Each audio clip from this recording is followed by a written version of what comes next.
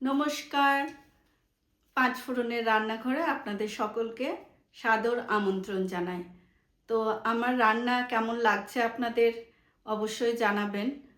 আর আজকে আমার রান্নাঘরে তৈরি হচ্ছে শ্রিম্প সল্ট অ্যান্ড পেপার। ছোট বড় সকলেরই চিংড়ি ভীষণ ভালোবাসে, তো তাই আমার চিংড়ি প্রেমীদের জন্য আজকের recipe shrimp salt and paper. চলুন দেখি কেমন করে বানাই।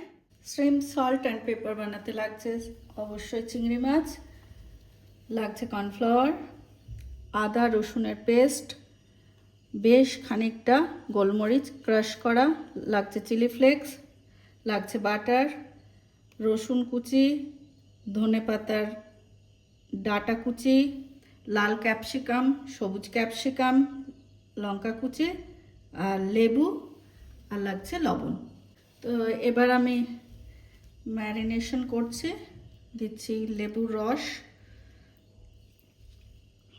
একটু বেশি পরিমাণেই দেব কারণ একটা চিংড়ির নিজস্ব গন্ধ থাকবে সেটা কাটার জন্য। আর দিচ্ছি লবণ,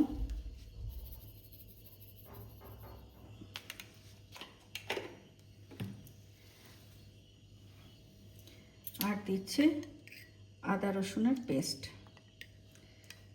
একটু পরে লাগবে সেই জন্য রেখে দিলাম।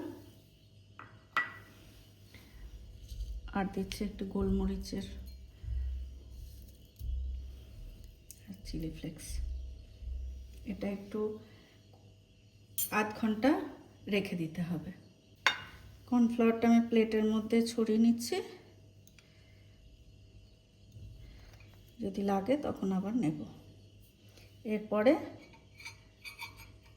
একটা করে চিংড়ি মাছ দেব।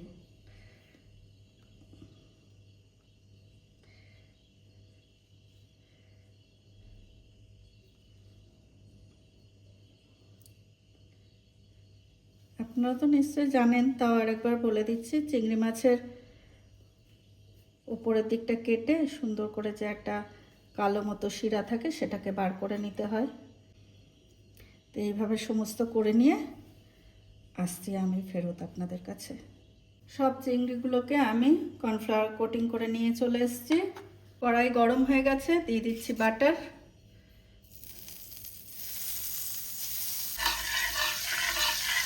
এবার আমি একটা একটা করে ছেড়ে দেবো এর মধ্যে।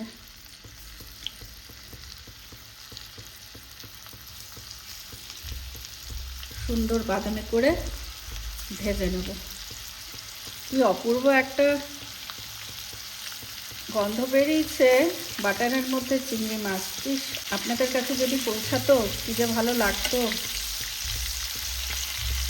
দেখুন বেশ বাদামি রঙের হয়ে গেছে। এবার আমি তুলে নেব। এবার দেবো পেঁয়াজ কুচি। পেঁয়াজ কুচিটা খুব সামান্য, এটাতে রসুনটা পড়বে বেশি পরিমাণে।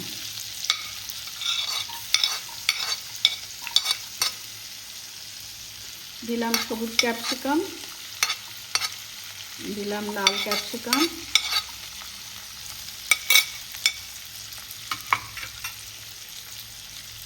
আর দিলাম আদা রসুনের পেস্ট।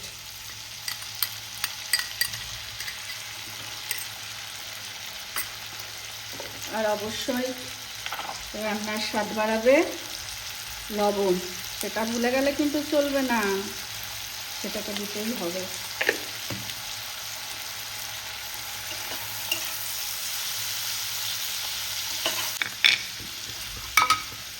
দিয়ে দিলাম কাঁচা লঙ্কা,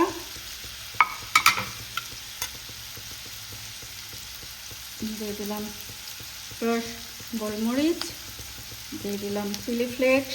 যে যেরকম ঝাল খাবেন অবশ্যই আপনাদের পছন্দ মতো দেবেন। আর দিয়ে দেবো একটু লেবুর রস।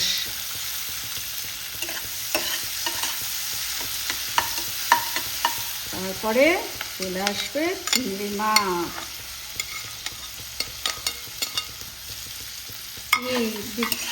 দেখে জিভে জল আসছে তো।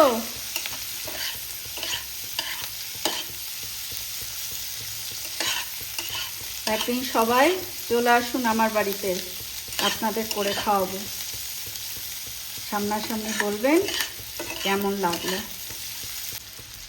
একটু ধনেপাতা ডাঁটাটা একদম মিহি কুচো করে রেখেছিলাম, সেটা দিলাম। জাস্ট নেড়ে আর ঢাকা দিয়ে দেবো। গ্যাস করলাম অফ, 5 মিনিট থাকুক, তারপরে প্লেটিং করে নিয়ে আসছি আপনাদের জন্য। আমার তৈরি হয়ে গেল শ্রিম্প সল্ট অ্যান্ড পেপার। তো কেমন লাগছে দেখে জানাবেন আপনারা অবশ্যই কমেন্ট করে।